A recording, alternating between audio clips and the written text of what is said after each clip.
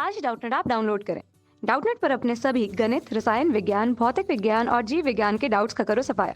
बस प्रश्न की फोटो खींचो, एक ही प्रश्न को क्रॉप करो और तुरंत वीडियो सोल्यूशन पाओ। अभी डाउनलोड करें। नमस्कार दोस्तों, प्रश्न है किसी तत्व के रेखीय स्पेक्ट्रम को उस तत्व के परमाणु का फिंगरप्रिंट कहा जाता है। इस तथ्य पर टिप्पणी दो। तो दोस्तों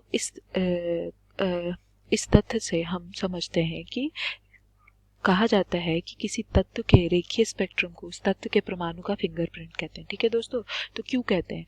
क्योंकि जो परमाणु होते हैं उसके रेखीय स्पेक्ट्रम की तरंग दैर्ध्य का मान निश्चित होता है। ठीक है दोस्तों, एक स्पेक्ट्रम क्या होता है? एक स्पेक्ट्रम जो रेखिक दिखाता है। ठीक है, स्पेक्ट्रम हम लिख सकते हैं यहाँ पे, स्पेक्ट्रम जो रेखिक दिखाता हो, रेखिक दिखता है। अर्थात जब एक विद्युत चुंबकीय तरंग जैसे कि परमाणु द्वारा उत्सर्जित या अवशोषित प्रकाश को स्पेक्ट्रोस्कोप के माध्यम से देखा जाता है तो विकिरण को उज्ज्वल रेखा स्पेक्ट्रम भी कहा जाता है। ठीक है, तो चूंकि हम जानते हैं कि एक गैसीय अवस्था में परमाणुओं से मुक्त किया जाता है, इसे परमाणु स्पेक्ट्रम भी कहा जाता है। ठीक है दोस्तों, तो ज्वाला प्रकाश में जब स्पार्क निर्वाहन मुख्य रूप से आयनित परमाणुओं में से आता है तब यह जो स्पेक्ट्रम होता है तब होता है कि मतलब इसका फिंगरप्रिंट का उपयोग।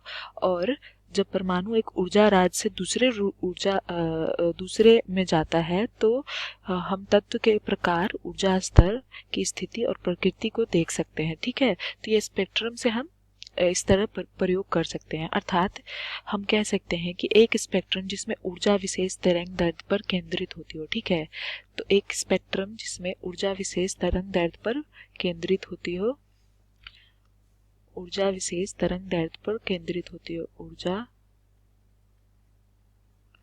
विशेष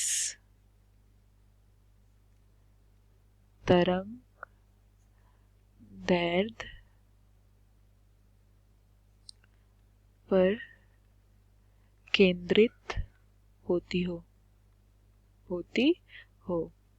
अर्थात हम कह सकते हैं कि अगर उत्साहित परमाणुओं और आयनों द्वारा उत्पादित होती हो तो क्योंकि वे कम ऊर्जा स्तर पर वापस आती है। ठीक है, तो हम कह सकते हैं कि जो हमारा परमाणु होता है उसका जो परमाणुओं को रेखीय स्पेक्ट्रम के उस तत्व परमाणु को फिंगरप्रिंट कहा जाता है, क्योंकि जो रेखीय स्पेक्ट्रम परमाणु का होता है उसमें जो तरंग दैर्ध्य होता है वह निश्चित होता है। ठीक है, तो हम ये भी कह सकते हैं कि परमाणु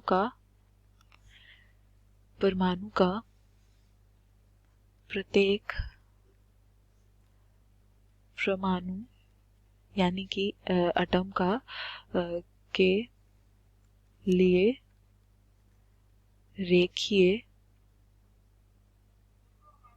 रेखीय स्पेक्ट्रम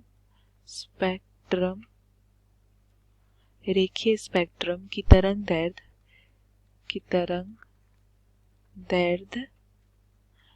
दैर्ध्य यानी कि लैम्डा बराबर c/v भी हो सकता है। तरंग दैर्ध्य हमारा होता है लैम्डा। ठीक है दोस्तों, तरंग दैर्ध्य का मान निश्चित होता है, का मान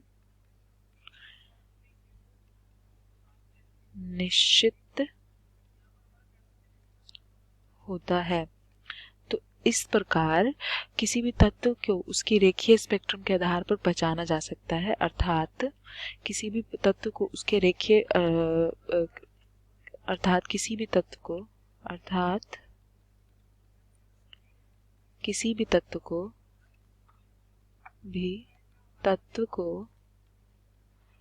उसके रेखीय स्पेक्ट्रम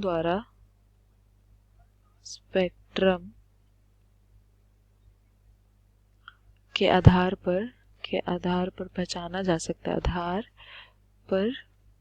पहचाना जा सकता है। अर्थात जो हमारा लैम्डा होता है वो होता है c/v यानी कि प्रकाश की चाल बटे वेग। ठीक है दोस्तों, तो अगर लैम्डा किसी परमाणु का निश्चित है तो हम उसके प्रकृति, उसकी स्थिति, उसके ऊर्जा स्तर, उसके प्रकार के की पहचान कर सकते हैं। अर्थात स्पेक्ट्रम का जो उपयोग होता है कि जब परमाणु एक राज्य से दूसरे में जाता है, जिसमें हम उसके तत्व के प्रकार और प्रकृति को देख सकते हैं, तो हम स्पेक्ट्रम का प्रयोग करते हैं। ठीक है, तो इसमें इससे हम यही समझते हैं दोस्तों कि किसी भी तत्व को कि अगर तरंग दैर्घ्य सुनिश्चित है तो हम उसके रेखीय स्पेक्ट्रम के आधार पर उसकी पहचान कर सकते हैं। तो ये हमारा उत्तर हो गया। धन्यवाद दोस्तों।